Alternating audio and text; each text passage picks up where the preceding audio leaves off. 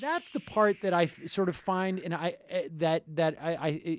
find so fascinating, is that what was sort of either sort of a marginal, sort of puritanical, it was sort of isolated and compartmentalized there, has now become almost the sine qua non of the organizing principle of the Republican Party. And we see this manifested in the what we're hearing from the real makers of the world, the Sam Zells who tanked the Tribune media company, and this guy Perkins, Tom Perkins, who he had earlier, I guess in the week, maybe it was last week, had a piece in the Wall Street Journal where he was saying that what's going on with like Occupy and was equivalent to Kristallnacht. He had to dial that back a little bit, but I guess he was being interviewed last night at some forum out in San Francisco, and among the other horrible things he had to say, there was this exchange, which, he sort of, I don't know if he walked it back and said, I was trying to be a little bit outrageous, but I think he genuinely believes this.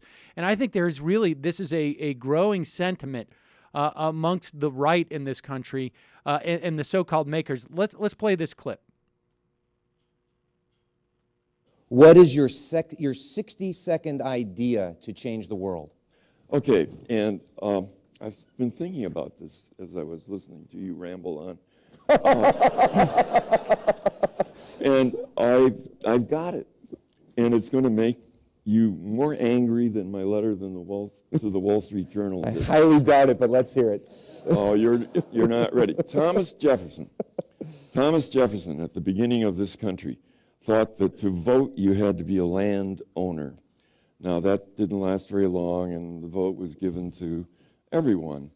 But the basic idea was you had to be a taxpayer or a person of property to vote. That went by the boards. Margaret Thatcher tried to change that in England in what became called as the poll tax. The idea was that every single citizen of the UK had to pay something in taxes, even if they got it back in subsidies elsewhere. And if you didn't pay something in taxes, you couldn't vote. And she was thrown under the bus by her own party for trying to push that through. So the Tom Perkins system is you don't get to vote unless you pay $1 of taxes. But what I really think is it should be like a corporation. If you pay $1 million in taxes, you should get 1 million votes. How's that? Well, all right. So there you have it. You should get you should get your vote based upon how much you pay in taxes. I'm not sure if he's aware, but around the time of Thomas Jefferson, not everyone got the right to vote. Well, around the time of Thomas Jefferson, not everybody got the right to be human. Some people were property, and they weren't voting, I'll tell you that. But it's amazing because when you think about it, the guy said if you pay $1 in taxes, you can vote. Okay, fine. So if I go to Target and buy a shirt and pay the sales tax, can I vote now? Right, exactly. If I buy some gasoline at the station and pay the gas tax, can I vote, or does it have to be an income tax? I don't think Tom's thought this through very well. Well, plus, are we really arguing about poll taxes again?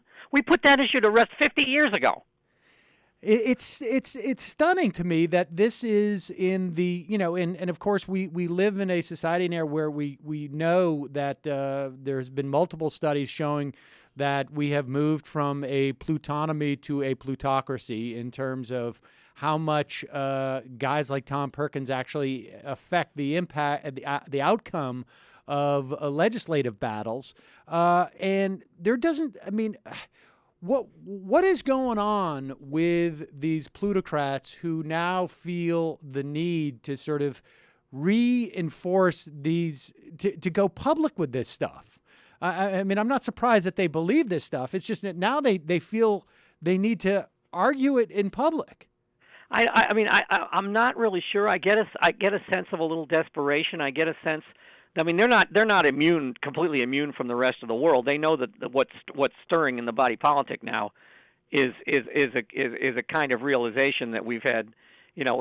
People always ask me if I want to roll back the Bush tax cuts. No, I want to roll back the Reagan tax cuts. Right. We've had 35 years now of a really bad economic experiment.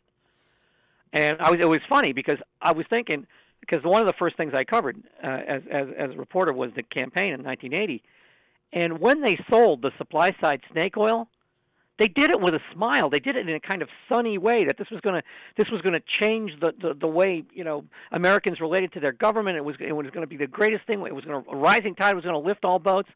Now it's just grim. Now they're just hanging on to the advantages they gained from that particular system, and they're doing it in a very unpleasant and unappealing way. Yeah, I guess that's the sort of there is a quality of a white knuckled sort of grip on this that they may or may not feel is slipping away from them.